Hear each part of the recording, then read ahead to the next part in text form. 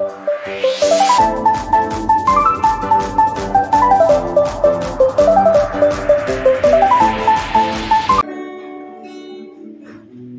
Surgawi,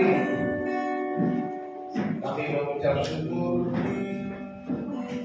sebab Engkau jawaban dalam setiap keberadaan kami. Engkaulah Tuhan penolong kami yang setia, yang tak pernah meninggalkan kami, yang selalu menyertai setiap langkah kami. Tuhan yang tak pernah ingkar janji. Kami menyembah Engkau, memuji Engkau ya Tuhan, oleh karena semua perbuatan-Mu yang telah Kau nyatakan di dalam hidup kami hari lepas hari. Pagi hari ini Bapa, kami mau mendengarkan firman-Mu, firman yang menguatkan, firman yang meneguhkan, firman yang menegur, agar kami selalu hidup di dalam kebenaran firman. Terangi hati kami ya Tuhan, penuhi kami dengan Roh Kudus-Mu ya Tuhan, agar kami dapat mengerti akan firman. Berbicaralah kepada kami ya Bapa, kami siap mendengar firman. Di dalam nama Tuhan Yesus kami berdoa. Haleluya. Amin. Silakan duduk. Salam. Puji Tuhan. Bapak Ibu Saudara dikasih Tuhan, hari ini khotbah saya beri judul jawaban dalam kesesakan.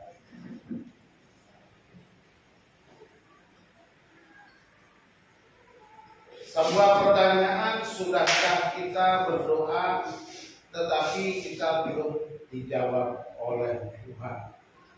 Mungkin ini pernah kita alami dalam kehidupan kita, ya. Kita berdoa, sekian lama berdoa belum dijawab oleh Tuhan. Bahkan ketika kita di dalam kesesakan, mungkin doa kita menjadi doa yang mendesak. Dan kita tentu mendesak Tuhan agar memberikan jawaban, menolong kita, memberikan jalan keluar. Tetapi ada kalanya juga jalan itu belum kita dapatkan. Akhirnya kita mulai berputus asa. Adakah Tuhan mendengar doa? Adakah Tuhan penuh kuasa? Adakah Tuhan seperti orang lain mengalaminya dan itu juga yang aku alami? Adakah Tuhan mendengar doa? Sedangkan aku dalam kesesatan, dalam kesulitan, dalam masalah, mengapa Tuhan tidak mendengar dan tidak menjawab aku? Bapak Ibu Saudara dikasih Tuhan, kalau kita merasakan seperti itu, kita harus banyak membaca Mazmur. Daud berulang kali berdoa dan dia tetap percaya kepada Tuhan. Ya, kalau kita baca Mazmur 1, 2, 3 awal-awal itu, bagaimana Daud terus berdoa dan berdoa. Seolah-olah Tuhan mendiamkan dirinya, seolah-olah tidak peduli akan, tetapi dia percaya, kepadamu aku percaya. Seharusnya inilah kita lakukan di dalam kehidupan. Percayalah bahwa Tuhan selalu menjawab doa yang kita naikkan, apapun keadaan kita. Kita harus percaya dulu bahwa sekalipun kita dalam kesulitan, dalam kesesakan, dalam masalah yang besar, tetaplah percaya bahwa Tuhan selalu mendengarkan apa yang kita sampaikan. Amin. Kita belajar satu bagian firman Tuhan, bagaimana seorang perempuan berdoa dengan kesesakan hatinya. Kita buka 1 Samuel pasal 1 ayat 7 sampai ayat yang ke-11. Ya, saya ke intinya saja karena ayat sebelumnya saudara bisa baca. Ayat 7 demikian firman Tuhan. Demikianlah terjadi dari tahun ke tahun. Setiap kali Hana pergi ke rumah Tuhan, Penina menyakiti menyakiti hati Hana sehingga ia menangis dan tidak mau makan. Lalu Elkana suaminya berkata kepadanya, Hana, mengapa engkau menangis dan mengapa engkau tidak mau makan? Mengapa hatimu sedih? Bukankah aku lebih berharga bagimu daripada 10 anak laki-laki? Ayat 9. Pada suatu kali setelah mereka habis makan dan minum di Silo, berdirilah Hana sedang Imam Eli duduk di dekat kursi tiang pintu bait suci Tuhan. Dan dengan hati pedih, ia berdoa kepada Tuhan sambil menangis terseduh-seduh. Kemudian bernazarlah ia, katanya, Tuhan semesta alam, jika engkau sungguh-sungguh engkau memperhatikan sengsara hamba-Mu ini, dan mengingat kepadaku dan tidak melupakan hamba-Mu ini, tetapi memberikan kepada hamba-Mu ini seorang anak laki-laki, maka aku akan memberikan dia kepada Tuhan untuk seumur hidupnya, dan pisau cukur tidak akan menyentuh kepalanya. Amin. Demikian firman Tuhan. Kisah ini adalah kisah kelahiran Samuel, nabi yang diurapi Tuhan. Seorang nabi yang dipakai Tuhan untuk mengurapi raja-raja Israel, khususnya 2 raja pertama, yaitu Saul dan Daud. Samuel sebagai seorang nabi dan dia juga sebagai seorang hakim pada zaman itu untuk memimpin umat Israel. Sebelum kelahirannya, kita tahu peristiwanya. Ada seorang pria bernama Elkana, punya 2 istri namanya Penina dan Hana. Penina punya anak tetapi Hana belum punya anak. Berulang kali Tuhan diminta oleh Hana untuk memberikan anak kepadanya. Sebagaimana dalam ayat yang ke-7 dikatakan, demikianlah terjadi dari tahun ke tahun. Elkana dan kedua istrinya biasa tiap tahun pergi ke Silo untuk memberikan persembahan. Dan di sana Hana berdoa tiap tahun, minta dan minta. Keadaannya membuat Hana menjadi begitu merasakan seperti tidak ada apa-apanya sebagai seorang wanita. Apalagi bolak-balik Penina menghina dia, merendahkan dia. Inilah menjadi kesesakan Hana di dalam hatinya. Bapak Ibu Saudara yang dikasihi Tuhan, kita akan belajar pada hari ini bagaimana kita bisa mendapatkan jawaban saat di dalam kesesakan. Jawaban dalam kesesakan. Yang pertama kita pelajari dari sikap Hana ini adalah yang pertama, dia tidak mau menyerah. Tidak pernah menyerah. Tidak ada kata menyerah di dalam diri Hana sekalipun dia mengalami kesulitan. Perhatikan di situ. Di dalam ayat yang ke-7. Demikianlah terjadi dari tahun ke tahun. Setiap kali Hana pergi ke rumah Tuhan, Penina menyakiti hati Hana sehingga ia menangis dan tidak mau makan. Pergi ke rumah Tuhan, Penina menyakitinya, menghina dia. Seolah-olah kamu gak didengar Tuhan. Doamu gak dijawab Tuhan, kamu masih banyak salahnya. Seringkali itu mungkin menjadi pikiran-pikiran yang menghantam kita juga. Ketika kita berdoa dan terus berdoa, tetapi Tuhan seolah-olah berdiam diri. Tuhan seolah-olah tidak mendengar doa kita. Mungkin juga kita begitu. Ada intimidasi dari kuasa kegelapan dari si iblis yang berkata, kamu itu gak didengar doanya, ngapain kamu percaya Tuhan? Ngapain kamu datang kepada Tuhan? Intimidasi bisa datang. Perhatikan, Hana di sini doa belum dia, tapi dia tidak mau menyerah. Sekalipun doanya tidak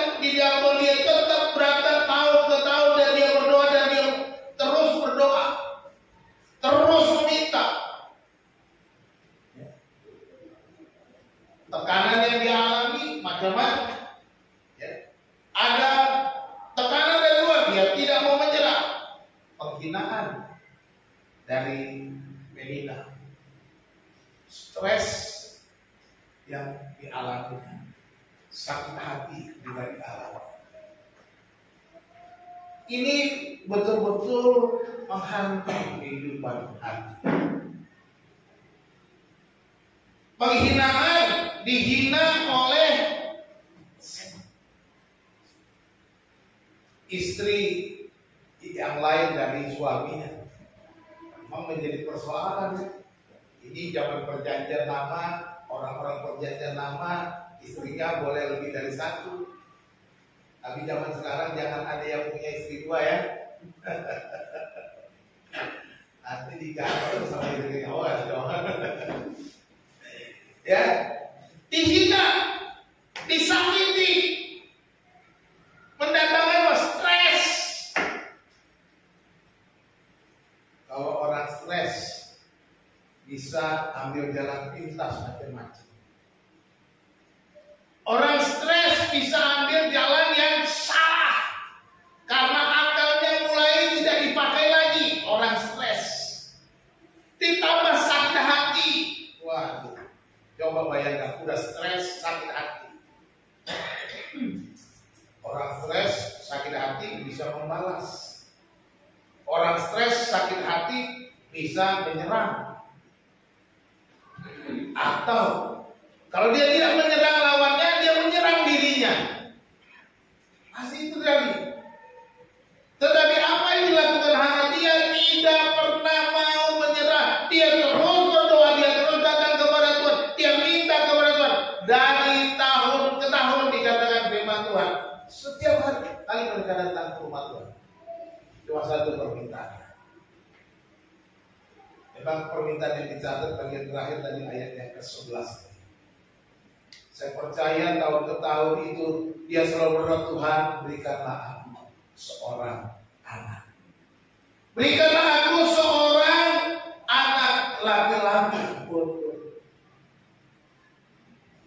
menghilangkan tekanan yang kuhadapi. Mungkin dia berharap dia mendapatkan keturunan, dengan demikian stresnya bisa selesai, penghinaan bisa selesai, dan sakit hatinya bisa, dan dia bisa mengatakan, ini aku perempuan yang baik, perempuan yang normal, yang bisa memberikan keturunan kepada suami. Mungkin dia berkata begitu, tetapi dia terus mencari, tahun ke tahun dia tidak mempunyai sesuatu.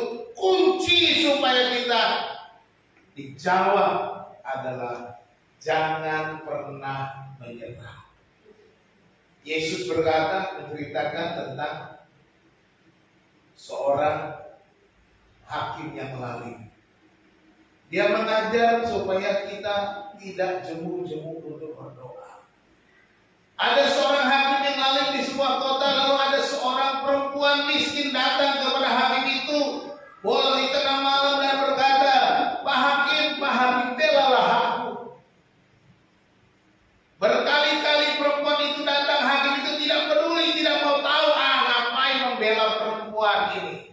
Perempuan miskin tidak menghasilkan uang, tidak menghasilkan apa-apa. Tetapi perempuan itu terus berbicara, mengetuk pintu Pak Hakim. Pak Hakim, belalah aku. Karena berulang-ulang dia melakukan itu, terus-menerus melakukannya kepada Pak Hakim itu. Akhirnya Pak Hakim ini berpikir ulang, ya sudahlah, lebih baik selesaikan saja masalahnya daripada dia terus-menerus menyerang aku. Akhirnya hakim yang lalim itu pun membela perempuan itu. Dan Yesus berkata, camkanlah apa yang dikatakan hakim yang lalim itu. Hakim yang tidak punya hati nurani, hakim yang hanya memikirkan uang, hakim yang hanya memikirkan dirinya sendiri. Dia katakan, Bapamu yang di surga tidak akan pernah menunda. Bapa yang di surga akan segera menjawab, segera memberikan apa yang kita perlukan, apa yang menjadi pergumulan hidup kita. Jangan pernah menyerah. Yesus berkata, jangan jemu-jemu berhenti berdoa. Jangan pernah putus asa. Ketika doa saudara belum dijawab oleh Tuhan, teruslah berdoa. Ketika doa saudara belum dikabulkan oleh Tuhan, jangan pernah berhenti berdoa. Inilah yang harus kita lakukan, seperti Hana lakukan. Dia bisa saja pikir, sudahlah, ngapain aku ke sini?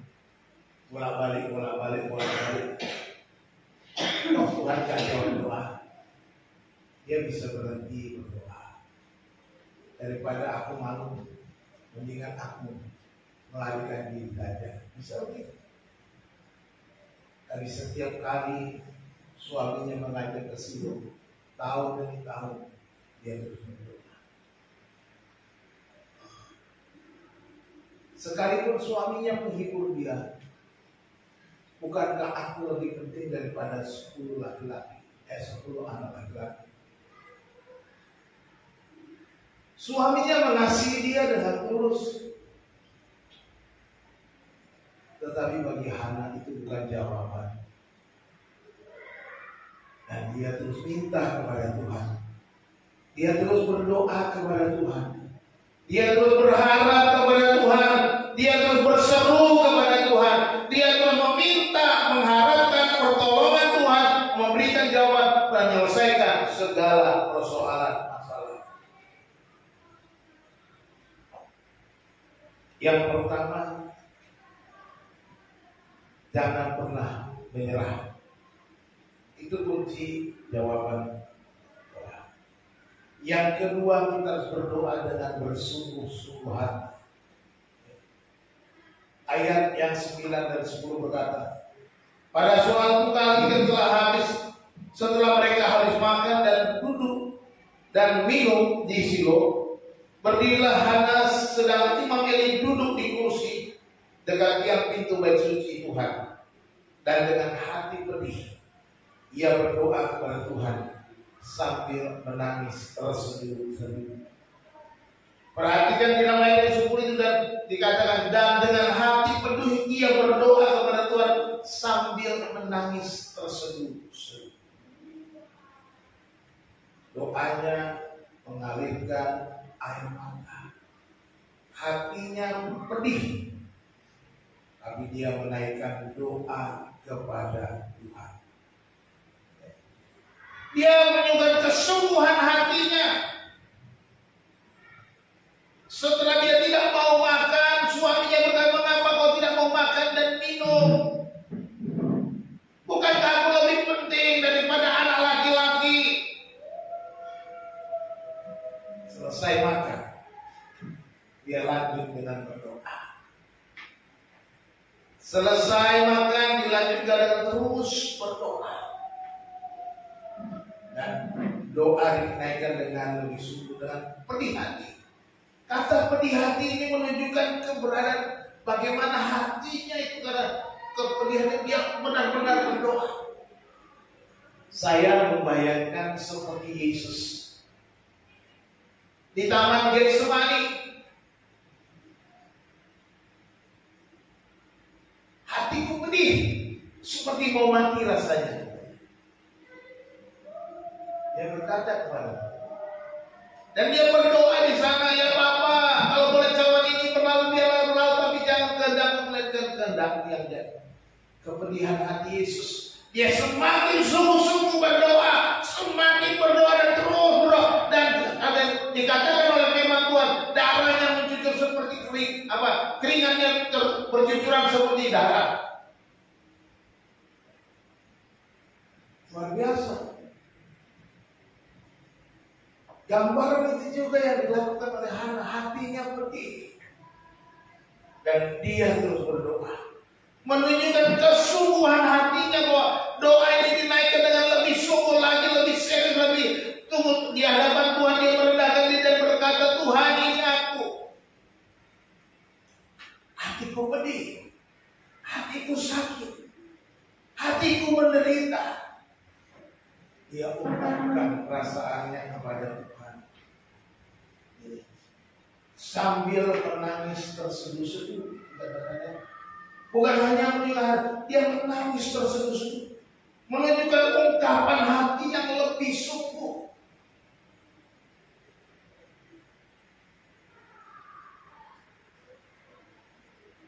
Kalau dia sudah pedih hati, menangis, ini udah doanya sudah benar-benar dari dalam kesungguhan.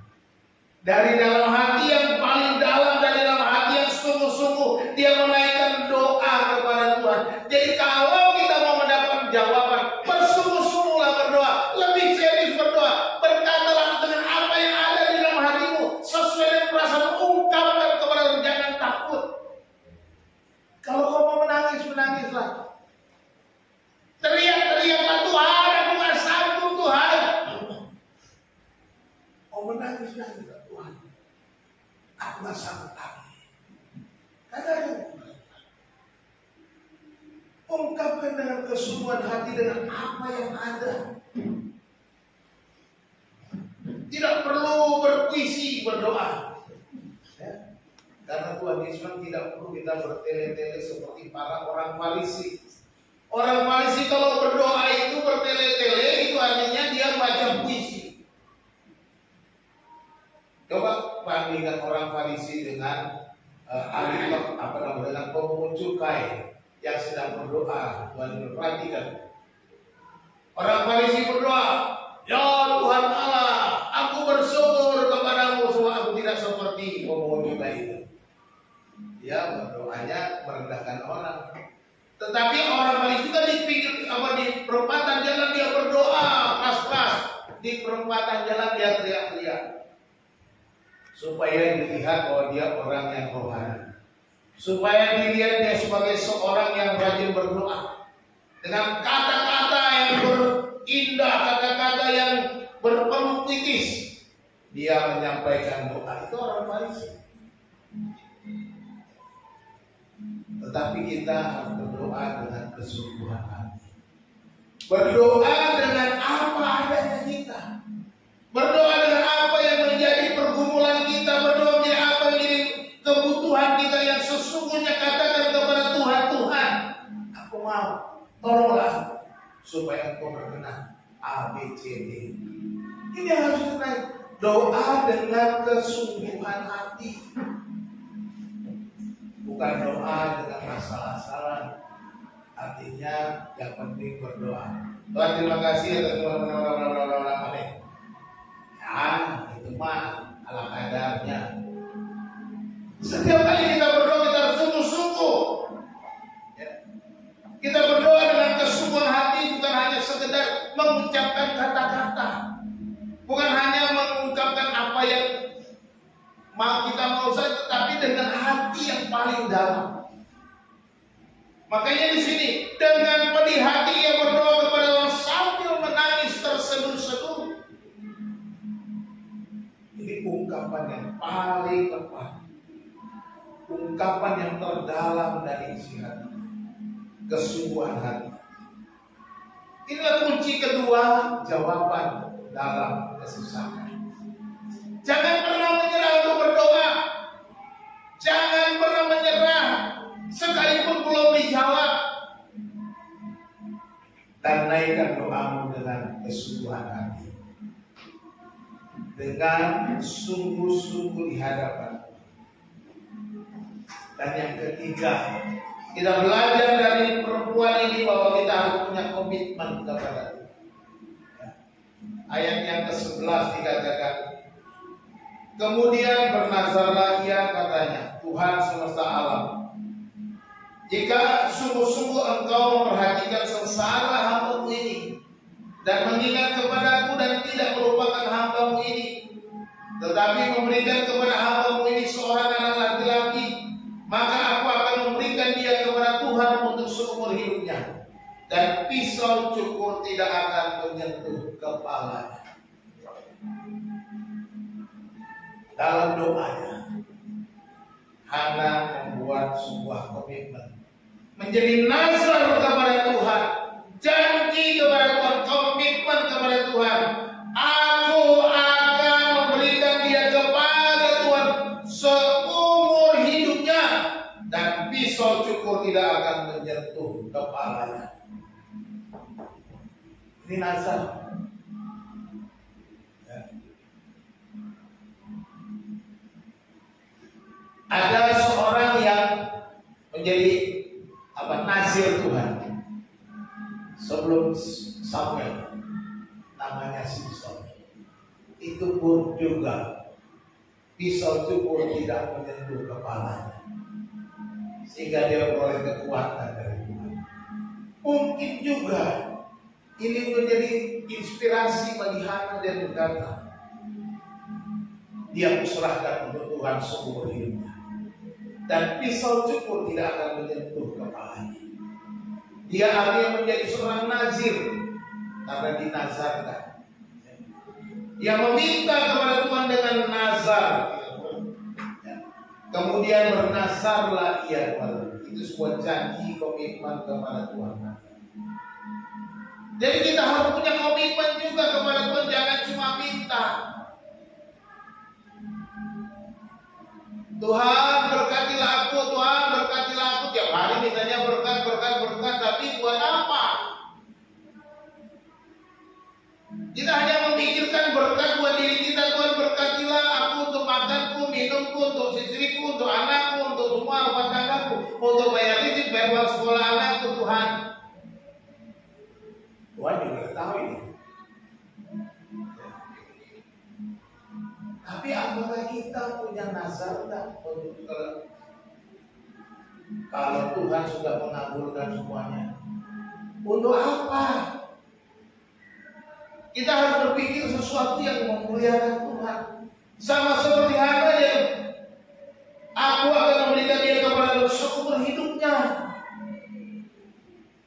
Padahal ini anak yang diminta-minta begitu lama, bertahun-tahun. Tapi dia bilang, untuk Tuhan seumur hidup. Dia persembahkan untuk Tuhan seumur hidupnya, bukan untuk dirinya. Tuhan, kalau kau mendengar hamba ini, berikanlah aku seorang anak laki-laki, dan aku akan berikannya untuk Tuhan. Ada Tuhan nazar. Jadi karena seumur hidup untuk Tuhan, dia diminta untuk dipersembahkan kepada Tuhan. Jadi kalau minta kepada Tuhan, cobalah berpikir untuk memberi kepada Tuhan. Kalau engkau diberkati Tuhan, berpikirlah untuk memberi kepada Tuhan. Bukan hanya memperkaya diri atau memuaskan kedagingan, memuaskan hasrat, memuaskan semua yang kita inginkan secara dunia. Tetapi berpikirlah untuk memuliakan Tuhan. Punya komitmen bahwa Tuhan, kalau aku diberkati, engkau memberkati, aku akan melayani engkau, aku akan memberikan seluruhnya untuk Tuhan. Begitu kan? Kok seluruhnya, Pak? Nah iya, seluruhnya untuk Tuhan. Lalu untuk saya apa, Pak? Untuk pasti ada. Kalau kita sudah berikan seluruhnya untuk Tuhan, maka Tuhan akan memberkati. Selanjutnya, perhatikan dalam kisah selanjutnya bahwa Hana juga diberkati dengan anak-anak adik-adiknya sampai. Bukan cuma sama. Jadi punya komitmenlah untuk Tuhan. Punya komitmen kepada Tuhan, untuk kemuliaan Tuhan, untuk memuliakan Tuhan, untuk memberi kepada Tuhan. Dikarenakan pisau cukur tidak menyentuh kepalanya, dia diminta untuk menjadi seorang nazir, seorang pelayan Tuhan, seorang hamba Tuhan. Dan akhirnya Samuel juga melayani umat Israel, menggantikan Imam Eli di Silo. Seumur hidup dipakai Tuhan. Apa komitmen kita kepada Tuhan? Ketika doa kita belum terjawab, coba pikirkan komitmen apa yang kita mau buat.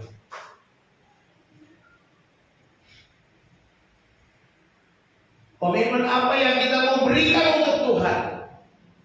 Komitmen apa yang kita mau serahkan kepada Tuhan? Bukan hanya kita terima. Samuel diterima untuk diberi. Samuel diterima untuk dipersembahkan kepada Tuhan. Bukan untuk apa. Baginya semua untuk Tuhan. Kita juga harus punya komitmen bahwa semua hidup kita untuk Tuhan. Semua yang kita miliki untuk Tuhan. Semua yang kita paling berharga untuk Tuhan. Memberi untuk Tuhan. Lalu apa? Banyak. Lalu gereja menolong sesama. Ini untuk Tuhan. Menolong orang lain ini untuk Tuhan. Saya dengar cerita seorang ibu ada kalau mau pergi nonton katanya.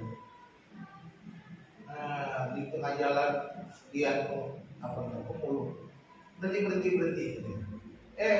Tiket mau nonton gak jadi, Pak, kasih waktu. Gak jadi nonton, gak. Ya, itu cuma di sini. Luar biasa. Itu untuk Tuhan. Digerakkan Tuhan, lewat ada orang yang lebih susah. Aku mau senang-senang, ada yang susah. Nggak jadi senang-senang, mendingan buat dia.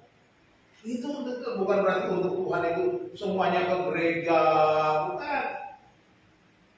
Ya, untuk Tuhan, untuk orang yang kita kenal pun itu untuk Tuhan. Sebab Yesus bilang apa? Apa yang kau berbuat untuk orang yang kecil ini, kau berbuat untuk aku, katanya.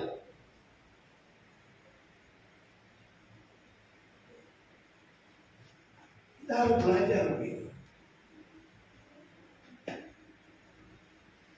Ya, saya sebenarnya nggak mau cerita. Waktu kita ke Sentul kemana waktu? Ke Sentul.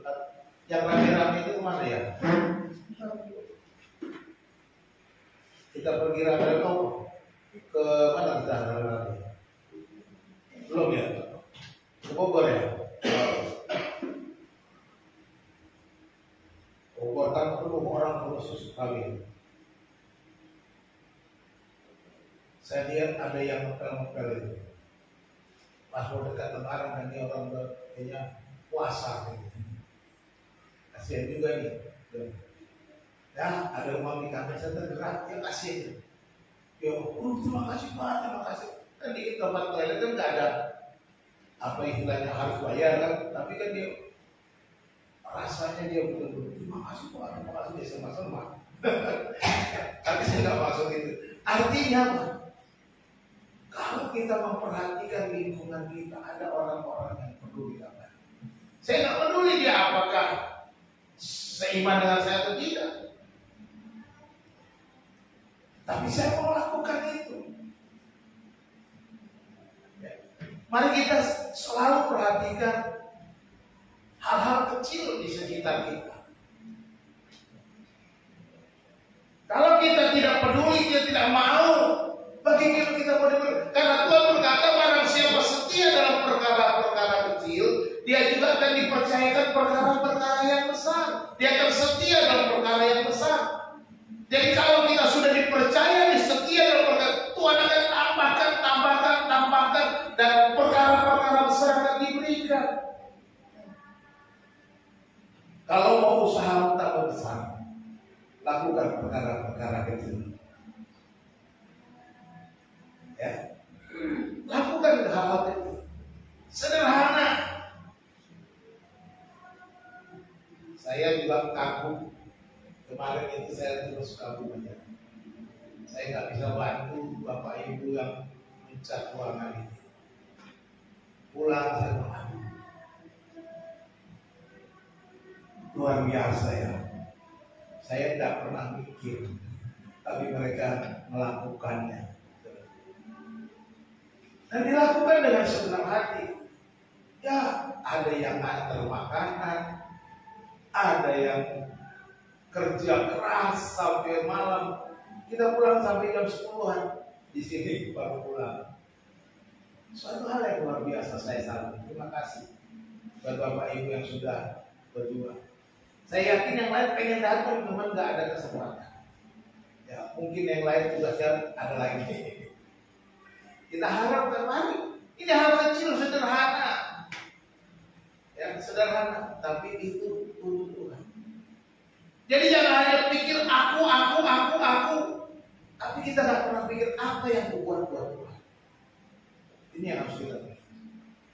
berkelihana.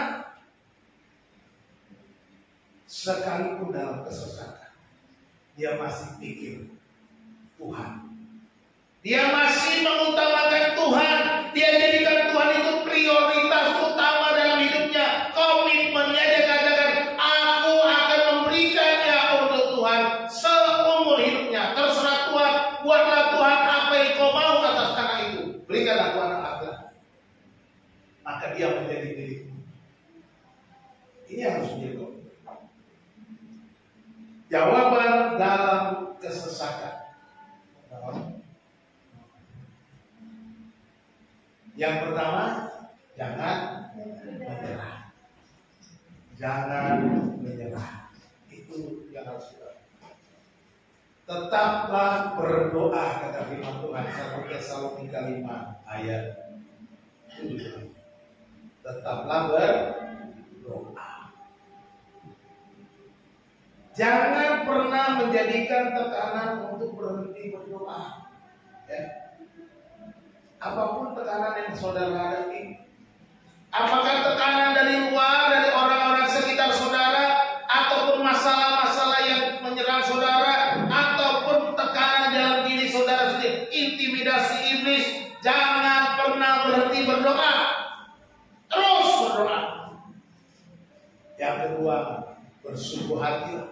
Sungguh-sungguhlah, semakin saudara tertekan, semakin sungguh berdoa. Semakin saudara terdesak, semakin sungguh berdoa. Semakin saudara mengalami tekanan, semakin sungguh berdoa. Berdoa lebih sungguh dengan ungkapan hati saudara yang paling dalam. Semakin sungguh. Dan yang ketiga, komitmenlah kepada Tuhan. Jangan hanya mau menerima, tapi kita harus memberi. Di dalam kesesatan kita harus tetap fokus kepada Tuhan. Kita harus punya komitmen kepada Tuhan. Buatlah komitmen penyerahan kepada Tuhan saat kita melahirkan Tuhan. Jangan fokus kepada penderitaan kita. Jangan fokus kepada masalah kita. Fokuslah kepada Tuhan. Tuhan, semuanya untuk Kau lebih tahu yang terbaik bagiku. Luar biasa ya. Tuhan tahu yang terbaik. Maka katakan, punyalah komitmen. Buatlah komitmen semuanya untuk Tuhan. Apapun masalahmu, apapun engkau hadapi, engkau buat komitmen semuanya untuk Tuhan. Fokusnya kepada Tuhan. Jangan fokus kepada masalah. Kalau kita fokus kepada masalah, kita bisa kalah. Tapi kalau kita fokus kepada Tuhan, kita pasti mendapatkan kemenangan. Firman Tuhan berapa hari yang lalu, Tuhan kita dahsyat. Amin. Tuhan kita dahsyat. Dia tidak sanggup memberikan apa yang kita perlukan. Tuhan Yesus memberkati kita, mari kita berdoa. Bapa surgawi, kami mengucap syukur untuk firman Tuhan yang sudah kami baca, kami renungkan, kami dengarkan. Kami berterima kasih karena Engkau Tuhan yang sanggup menolong kami. Tuhan yang tidak pernah tertidur. Tuhan yang tidak pernah berdiam diri. Tuhan yang selalu menjawab setiap doa-doa yang kami naikkan. Tuhan ajar kami untuk kami selalu terus tidak akan pernah menyerah sekalipun banyak masalah tekanan yang kami hadapi. Dan justru kami akan semakin bersungguh-sungguh ketika desakan terus-menerus kami alami. Dan kami mau fokus kepada Tuhan. Bahwa hidup kami berasal dari Tuhan. Dan kami harus berikan untuk Tuhan. Berikan yang terbaik untuk Tuhan. Menjadi komitmen kami. Terima kasih Bapak untuk firman-Mu. Ajar kami melakukannya untuk menjadi pribadi-pribadi yang berkenan kepada. Terpujilah nama Tuhan, kami mengucap syukur dalam nama Yesus Tuhan kami. Haleluya. Amin.